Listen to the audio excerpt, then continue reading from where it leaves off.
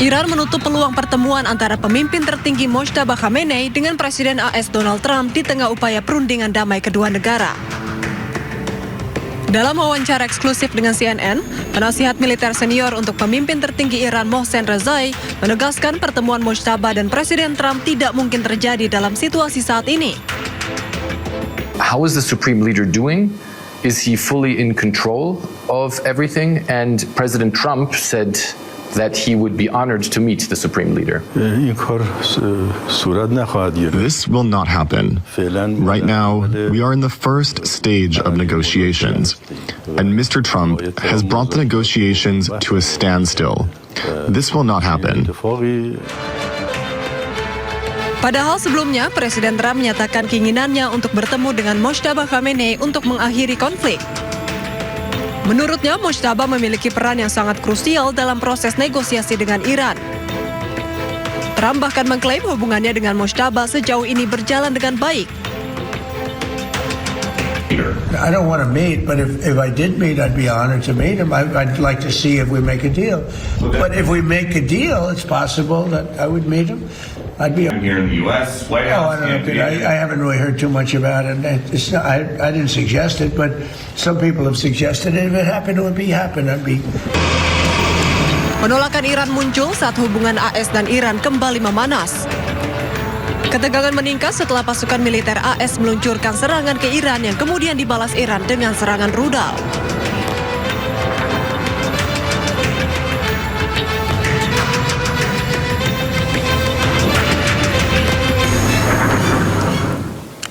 Presiden Lebanon Youssef Aoun menuding Iran menjadikan negaranya sebagai alat tawar-menawar dalam negosiasi dengan Amerika Serikat.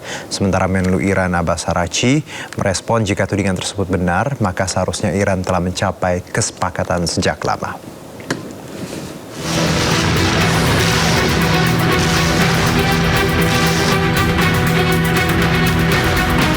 Di tengah usaha negosiasi AS dan Iran yang belum kunjung mencapai kesepakatan, Presiden Lebanon Youssef Aoun menuding Iran menjadikan negaranya sebagai alat tawar-menawar dalam negosiasi damai dengan AS. Dalam wawancara eksklusif dengan CNN, Presiden Lebanon Aoun mengatakan Iran tidak berhak menggunakan Lebanon untuk kepentingan sendiri. Ia juga menilai bahwa Iran terlalu ikut campur dengan urusan negaranya.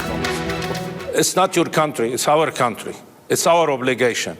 It's not your job to interfere into our country. I reject this statement totally because our people being killed, our houses being destroyed. They are using Lebanon as a bargaining chip in their negotiation with the United States. It's unacceptable. And here also, Hezbollah must understand that. Hezbollah must understand that no other way but to sit and talk. No other way to solve this problem and to save what's left except through negotiation and diplomacy.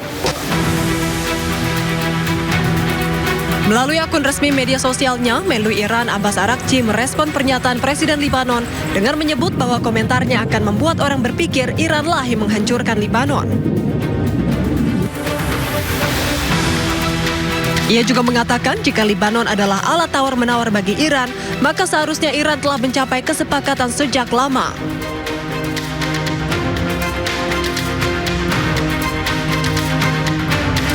Araghchi kemudian mengingatkan Lebanon bahwa Iran bukanlah musuh Lebanon.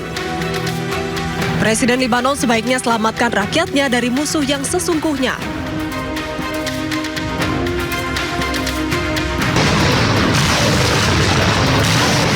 Presiden Aoun juga menyatakan dirinya siap menempuh negosiasi langsung untuk menghentikan perang dengan Israel.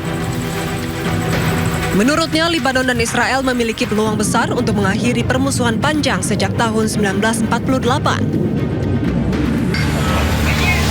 Meski begitu, upaya gencatan senjata antara Lebanon dan Israel belum berjalan dengan mulus.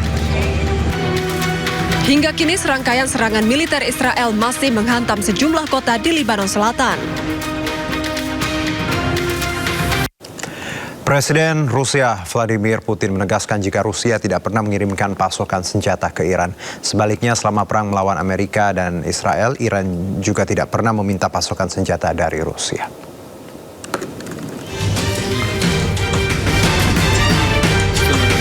Disampaikan dalam Forum Ekonomi Internasional 2026 di Saint Petersburg, Rusia, Presiden Rusia Vladimir Putin menegaskan jika Moskow tidak pernah mengirimkan senjata perang ke Iran.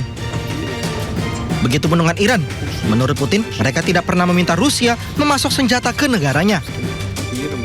Selain itu, Putin juga menyebut selama perang dengan Amerika Serikat dan Israel, Iran sudah sangat berpengalaman memperoleh berbagai informasi, tidak hanya dari satelit milik Rusia, namun dari berbagai satelit komersil.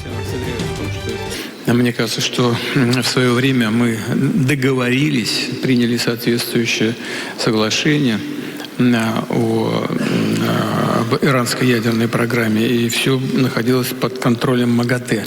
Но, к сожалению, ситуация развивалась потом по другому сценарию, под другим ключом. Все привело вот к сегодняшней трагедии, прямо скажем.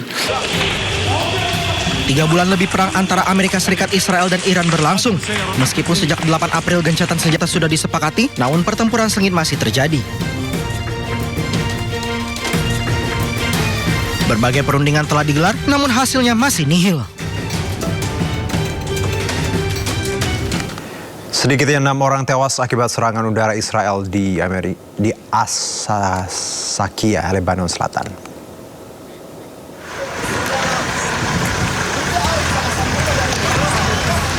Petugas penyelamat bekerja di tengah bangunan yang hancur dan kendaraan yang hangus terbakar di As-Sakia, Lebanon Selatan. Kehancuran ini terjadi akibat serangan udara Israel dan menewaskan 3 warga sipil. Sebelumnya Jumat lalu, tentara Israel memerintahkan seluruh penduduk kota dan desa untuk mengungsi ke Sungai Zahrani.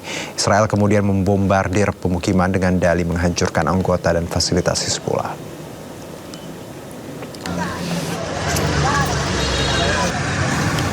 Sementara itu, sedikitnya 3 tentara tewas akibat serangan udara Israel yang menghantam sejumlah wilayah Nabatih, Lebanon Selatan.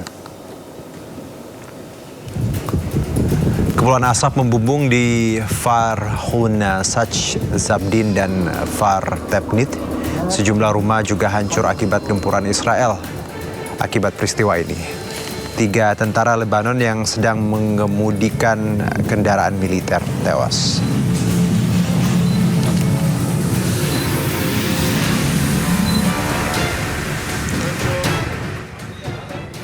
Menghantam kawasan permukiman Lebanon Selatan Sabtu siang waktu setempat.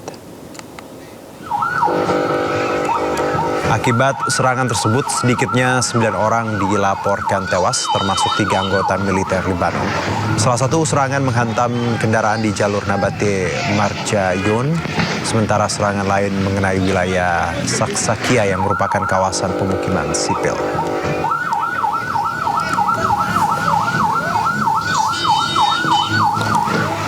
Iran kembali meluncurkan rudal balistik ke pangkalan Amerika Serikat di Bahrain dan Kuwait. Serangan ini merupakan serangan balasan Iran terhadap Amerika Serikat ke Pulau Qasem.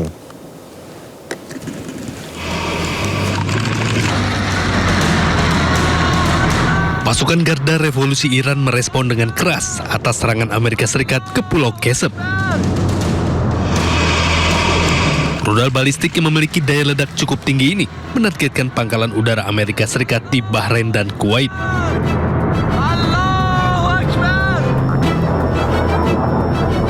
Namun pertahanan udara Bahrain mampu menghalau rudal balistik Iran yang masuk ke wilayah udara mereka yang menargetkan pangkalan udara Amerika Serikat. Sementara itu, peringatan sirine meraung di Kuwait usai serangan rudal Iran memasuki wilayah udara mereka. Serangan ini menargetkan pangkalan militer Amerika Serikat.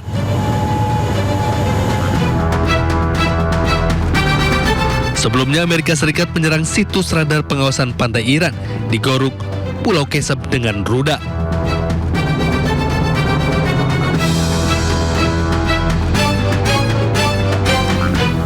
Komando Pusat Amerika Serikat merilis video serangan situs militer Iran di Goruk, Pulau Qasem. Pasukan Amerika Serikat sebelumnya mencegat beberapa rudal balistik dan drone Iran yang diduga diluncurkan ke arah Selat Hormuz.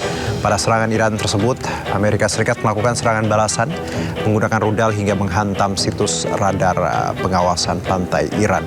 Selain itu, Iran meluncurkan 7 rudal balistik ke arah Kuwait dan Bahrain beberapa jam setelah pasukan Amerika menembak jatuh 4 drone serang satu arah Iran yang menuju Selat Hormuz.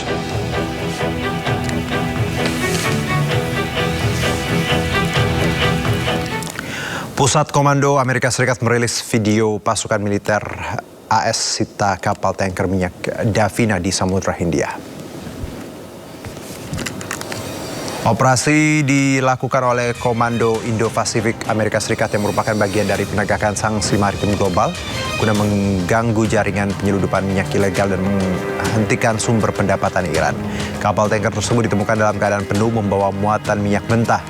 Kapal Davina ini masuk dalam daftar target sanksi Amerika Serikat sejak Oktober 2024 akibat dugaan keterlibatan perdagangan minyak Iran.